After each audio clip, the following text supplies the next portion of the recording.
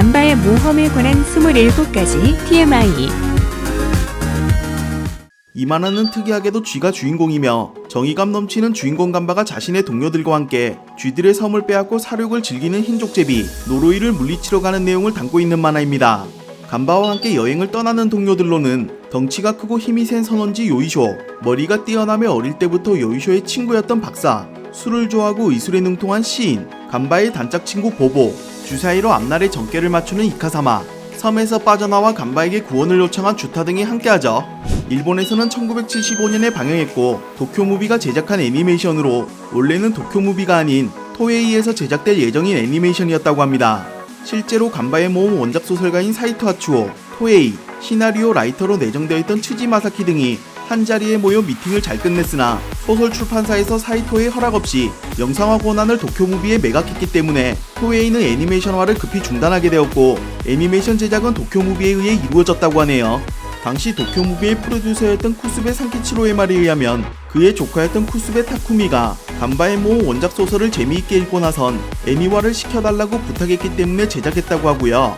조카의 부탁에 쿠스베 산키치로도 원작 소설을 읽어본 후 쥐가 주인공이라는 것이 마음에 들었고 쥐의 시선에서 바라보는 인간을 그리면 재미있겠다고 느껴 애니메이션화를 입안하게 됩니다.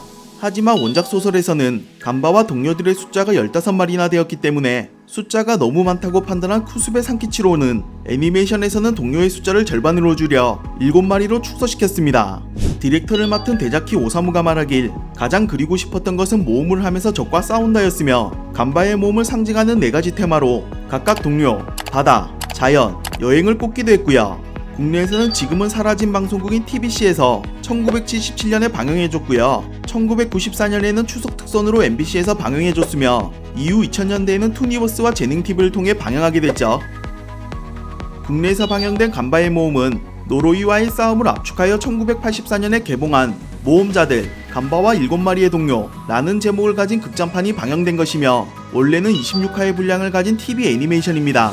이 때문에 TV에서는 간바와 동료들의 모험이 훨씬 더 길고 자세하게 그려져 있고요. 노로이와 만나기 전까지 여러 적들과 조우하는데 대표적으로 검은 여우 자쿠리, 산고양이, 사냥개구리, 길고양이 등과 싸우며 험난한 여정 끝에 본 작품의 진정한 메인 빌런 노로이와 마주하게 됩니다. 작중 시기는 이 애니메이션이 방영된 1975년으로 만화에서도 그 시기가 딱 한 번 언급되는데요. 15화에서 간바가 인간의 집에 숨어들었을 때 해당 집주인의 일기장에 쇼와 50년 7월 14일이라는 날짜가 적혀있어 작중 시기를 정확히 알 수 있죠. 당연하지만 쥐들이 주인공이니만큼 작중 등장하는 인간들은 매우 크고 거대하게 그려놓았고 회색 톤을 사용하여 묘사하는 것도 큰 특징 중 하나입니다. 이 때문에 때로 인간이 공포스러운 느낌을 주기도 하네요. 앞서 언급했듯 간바의 모험은 애니메이션 이전의 소설이 원작이며 원작 소설의 제목은 모험자들, 간바와 15마리의 동료로 저자는 일본의 아동문학 작가인 사이토 하츠오가 집필했습니다. 사실 간바의 모험 자체가 원래는 스피노프 작품으로 간바는 사이토 하츠오의 데뷔작 그리크의 모험에서 강한 인상을 남겼던 조연 캐릭터였고요. 그리크의 모험은 독자들에게 반응도 좋았고 다음 작품을 원하는 팬들도 많았다고 하네요. 특히 대부분 독자들이 원했던 것은 그리크의 모험에 나왔던 간바와 그 동료들의 이야기를 원했으나 독자들의 이런 기대와 달리 사이토는 간바 일행들을 가지고 이야기를 써나갈 계획이 전혀 없었다고 합니다. 그런데 어느 날 자신의 일 때문에 하치조지마에 간 사이토 하츠오는 그곳에서 흥미로운 것을 하나 보게 되는데요. 그가 본 것은 바로 족제비였으며 이 족제비가 태양빛을 받아 몸이 하얀색으로 변한 것을 보고 노로이에 대한 영감을 얻었다고 하죠. 그리고 도치기현 양식장에서 쥐들을 잡기 위해 족제비를 데려온 것을 알고는 쥐와 족제비의 싸움을 그리면 재미있겠다고 생각해 모험자들, 간바와 15마리의 동료를 집필하게 된 것입니다.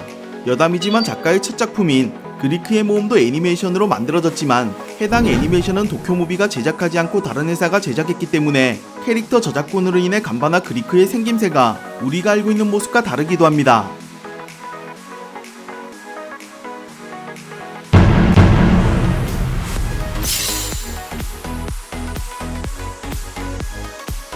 이 작품의 메인 빌런 노로이의 이름은 일본어로 저주를 뜻하며 국내 방영 당시 70년대에는 롤리, 90년대에는 베로이란 이름이었고요. 작중에 등장하는 족제비들보다 3배나 크고 하얀색 몸과 붉은색 눈 등 무시무시한 위압감을 선보입니다. 단순히 비주얼뿐만 아니라 성격도 매우 잔혹한데 생존을 위해 쥐를 죽이는 것도 아니고 쥐에게 트라우마가 있는 것도 아닌 그저 쥐를 사육하는 것을 즐기는 광기를 지니고 있죠. 이러한 모습과 성격 덕분에 동물 캐릭터임에도 불구하고 일본 애니메이션 사상 최고로 무서운 악역이란 평가를 받으며 간바의 모험을 시청했던 어린아이들에게 공포심과 트라우마를 심어주었다고 하네요. 캐릭터 디자인을 맡은 카바시마 요시오의 말에 따르면 당시 유치원생이었던 어린 딸이 노로이의 생김새를 보고 무서워하여 간바의 모험을 보지 못하는 일도 있었다고 합니다. 훗날 요괴소년 호야의 최종 보스 백면인의 모티브가 노로이란 것 또한 유명한 이야기죠. 원작 소설에서는 눈의 색깔이 애니메이션과는 달리 파란색이며 신체적인 부분은 오히려 일반 족제비보다 뒤떨어지고 족제비들의 리더가 아닌 참모 포지션의 역할이었다고 하는데요. 애니메이션에서는 어마어마한 버프를 받아 지금의 노로이가 탄생하게 된 것입니다. 쥐의 언어를 사용할 줄 알아 간바 일행과 대화를 나눌 수도 있고 이를 이용해 간바에게 체면을 걸어 간바에게 상처 입히고 즐거워하는 모습은 지금 봐도 소름 끼치죠. 하지만 이렇게 무시무시한 노로이도 싫어하는 것이 하나 있는데 그건 바로 유황 냄새고요. 간바를 궁지에 몰아놓고도 유황 냄새를 맡고 고통스러워하며 부하들과 함께 도망치기도 했습니다. 또한 자신의 몸색깔과 같은 하얀색을 아름답다고 표현하면서 부하들이 간바의 피로 하얀 꽃을 더럽히자 가차없이 죽여버리기도 하죠.